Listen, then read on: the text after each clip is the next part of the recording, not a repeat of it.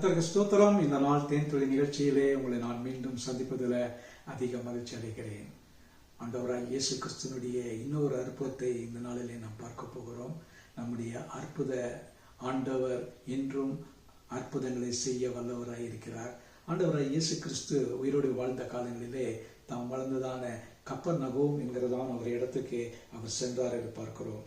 அந்த இடத்துல அவர் உள்ளே வீட்டுக்கு போய் இருக்கிற வேளையில் அங்கிருந்து பிரசங்கம் செய்து கொண்டிருந்தார். உள்ளே போகவும் வெளியே வரவும் முடியாதபடிக்கு அதிக கூட்ட மக்கள் இருந்தாங்க. அந்த நேரத்தில் ஒரு திமிர்வாதக்காரனுக்கு அந்த நேரத்தில் அவனுடைய நண்பர்கள் 4 பேர் அவனை வீட்டுக்குள் உள்ளே கொண்டு செல்ல முடியாதபடிக்கு அந்த வீட்டின் கூரையை பிரித்து அவனை மேலிருந்து கீழே இறக்கினார்கள். அந்த நேரத்தில் அந்த திமிர்வாதக்காரனை இயேசுவிடத்திலே சுகம் பெறுவதற்காக அழைத்து வந்த அந்த 4 பேருடைய விசுவாசத்தை ஆண்டவர் பார்த்து அந்த திமிர்வாதக்காரனை பார்த்து உன் பாவங்கள் மன்னிக்கப்பட்டது என்று சொன்னார். அந்த நேரத்தில் பார்க்கின்ற வேளையில உடனடியாக அவனுக்கு ஒரு பரிபூர்ண சுகம் கிடைத்தது. பல எதிர்ப்புகள் வந்தது. பரிசேயர்கள் அந்த நேரத்தில் அவரை பார்த்து முறுமுறுத்தார்கள். ஆனால் அவைகளையெல்லாம் புறத்தள்ளிவிட்டு அவனை பார்த்து இயேசு சொன்னார், நீ எழுந்து உன் படுக்கையை எடுத்துக்கொண்டு போ, உன் வீட்டுக்கு போக என்று நான் உனக்கு சொல்லுகிறேன் என்றார். உடனே அவன் எழுந்து தன் படுக்கையை எடுத்துக்கொண்டு எல்லாருக்கும் முன்பாக போனான் என்று பார்க்கிறோம்.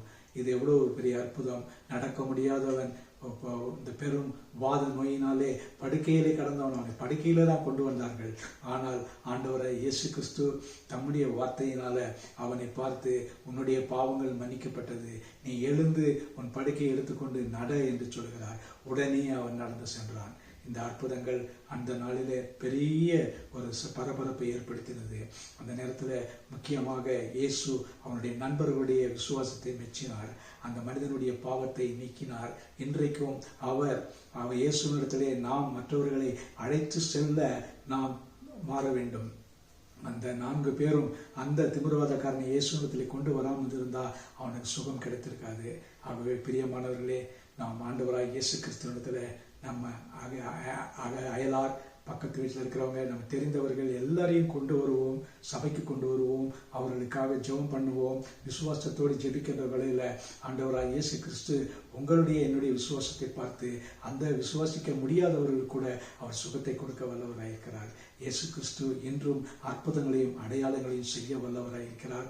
இந்த நாளில கூட இந்த அற்புதம் உங்களுடைய என்னுடைய வாழ்க்கையிலும் நாம் வாழ்கிற இடங்களிலே நடக்க ஆண்டவரை நோக்கி பார்ப்போம், ஜெபிப்போம். நிச்சயமாக கர்த்தர் பெரிய அற்புதங்களை நம்முடைய வாழ்க்கையிலும் செய்வார். நல்ல ஆண்டவரே, நம்ம நன்றியோடு துதிக்கிறோம், ஸ்தோத்திரிக்கிறோம். இந்த வேளையில இயேசு செய்ததான இந்த மிகப்பெரிய அற்புதத்துக்காக நன்றி செலுத்துகிறோம். இந்த நாளில கூட அந்த நண்பர்களைப் போல நாங்களும் இயேசுவிடத்திலே அநேகரை கொண்டு வருகிற கருவிகளாக பாத்திரங்களாக இருக்க விடுதலை பெற நீங்கள் உதவி செய்ய வேண்டுமா ஜெபிக்கிறோம். மீட்பர் இயேசுவின் நாமத்தில் ஜெபிக்கிறேன் நல்ல பிதாவே, ஆமேன், ஆமேன். கர்த்தர் உங்களை ஆசீர்வதிப்பாராக. நாம் ஆண்டவரிடத்திலே மற்றவர்களை கொண்டு வருகிற கருவிகளாக பாத்திரங்களாக இருப்போம்.